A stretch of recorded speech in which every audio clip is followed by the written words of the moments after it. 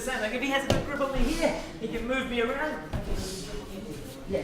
Here, okay. I've got if this is happening to me, I'm losing the fight. Okay. So I have to regain my base. Okay. I have to break the grip away, be strong again. Okay. Don't let him make any grips.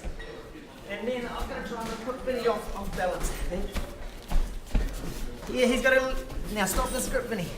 Put your foot on the ground. Yeah. If I put one foot up, you've got to put another foot down. Yeah, good. Breaking the grip. Yeah. Just don't let him break. Keep your grip. Good. Yeah. If you can pick one leg out, he's in danger. Losing his balance. If the leg gets picked up, okay, keep your balance here. Okay, try and stamp it on the ground. Okay, as much as possible, keep your balance and keep your both feet on the ground. Okay, so we're just going to do a round of grip fighting, okay? So, breaking the grips, keeping a strong base, keeping your eyes up here. Try not to, where your eyes go, your body's going to follow, okay? So, if you're looking down at the ground at their feet, now that's quite likely where you're going to end up. Okay? So just look just in front of them so you get that peripheral vision.